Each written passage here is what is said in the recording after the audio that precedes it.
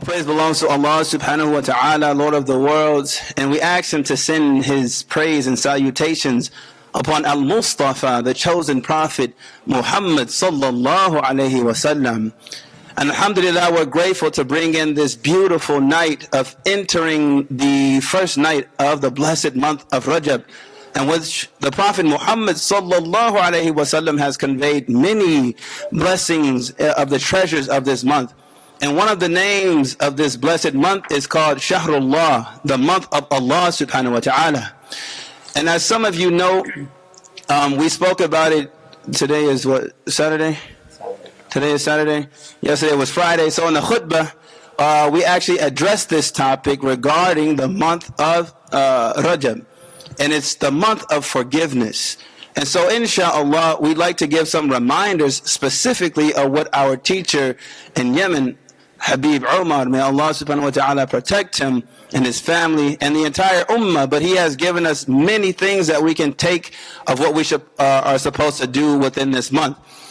Before we get into exactly what it is that he has talked to us about and what he has advised us to do, Allah subhanahu wa ta'ala mentions this in the glorious Quran in Surah At-Tawbah. Allah tells us that surely there are 4 months that, or there are 12 months in which He has created, right? And when He created the heavens and when He created the earth. And there are 4 months in them which He has made sacred. And one of those 4 months is the special month of Rajab. And Rajab was already too as well. It was venerated even by the Arabs or before the Prophet Muhammad sallallahu alaihi wasallam was sent. And so Rajab, it takes on the meaning of having fear, but fear out of reverence and respect. And this is something that we must carry on through the month because it is the foundation of preparing our hearts for the month of Ramadan, right? We have the month of Rajab in which we empty out this vessel of our hearts, and we'll be taking some lessons from the beautiful book, The Kingdom of the Heart by Habib Umar as well. But we want to purify this vessel, so then whilst we're in this month doing good deeds, and we'll mention some of those inshallah, things like fasting, things like seeking Allah's forgiveness, things like standing up for Qiyam al-Layl, right, and trying to prepare ourselves for the month of Ramadan. This is the point in time and where we are planting seeds, all right? And then when the month of Sha'ban comes, that is the time where we water and irrigate those seeds. And in regards to our heart, we start to fill it up with the nur and the remembrance of Allah subhanahu wa ta'ala and sending adhkar upon His Nabi, Muhammad sallallahu alayhi wa sallam. And then we will walk into the month of Ramadan because we prepared for it, just like how anyone does when they're seeking for a job in this life, or if they're preparing for a match or a game or to get ready for anything. They train before, and we know that that's where the true success lies, is from when you took time in the off season to prepare yourself for the actual season. And so we're preparing ourselves for the season of Ramadan, where we will now extract the harvest from everything that we did in that off season. So we want to make sure that we take heed to these advices that Habib Umar has given us through the silsila that is connected all the way to the Prophet Muhammad sallallahu alaihi wasallam. I must also add this caveat as well. Just like how when we go to Masjid al-Haram, right, when we pray at the Kaaba, right, anything that has this connotation of haram, right, it actually has 2 connotations.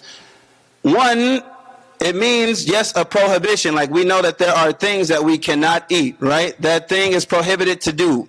And then haram also takes on the connotation of being sanctified, right? So for example, when you pray the salah and you say Allahu Akbar, it's haram in the sense, or it's takbiratul ihram, because now you're in a state of things that are prohibited from you, that you are prohibited from doing if you weren't in a state of ihram.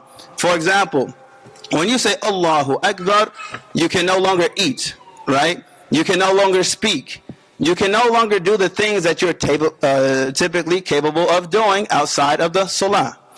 And so when you're in a state of submission to Allah, it's a sanctified state. And that's what Allah is conveying to us about this month. So any good deed that you do within this month is times 100,000 in its goodness.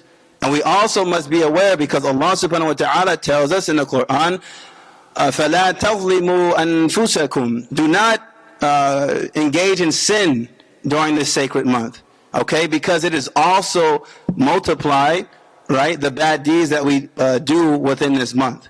And the reason that is, it's a huge mercy, because Allah subhanahu wa ta'ala wants us to be able to extract again the most blessings that we possibly can out of the month of Rajab, and so that we can really attain the month of Ramadan. May Allah subhanahu wa ta'ala allow us to reach it.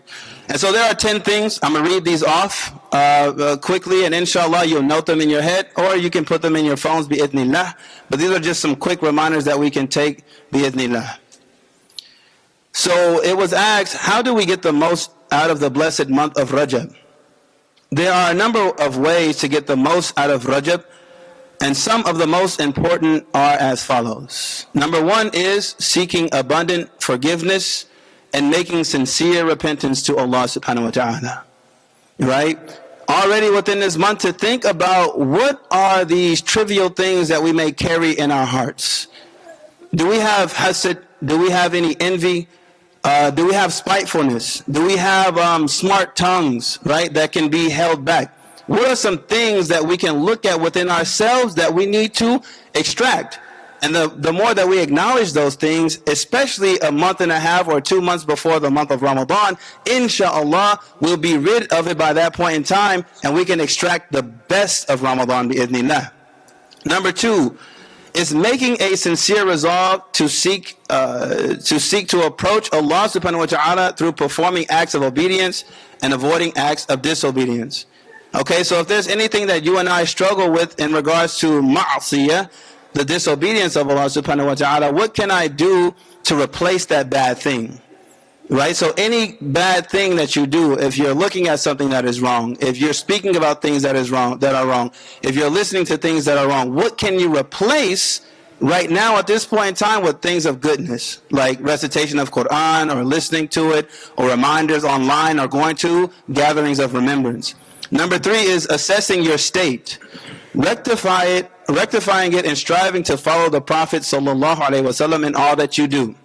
And that's starting from wherever you're at a basic level, right? Don't try and put everything on your plate at one point in time, because the shaitan loves that, and he wants you to be burned out, right? And so that you give up in all, and then you don't progress in anything. So take small steps in regards to enacting the sunnah of the Prophet Muhammad sallallahu alaihi wasallam. Number four is improving your performance of the salah by making sure that you implement the sunnahs pertaining to the prayer and pray with presence of heart.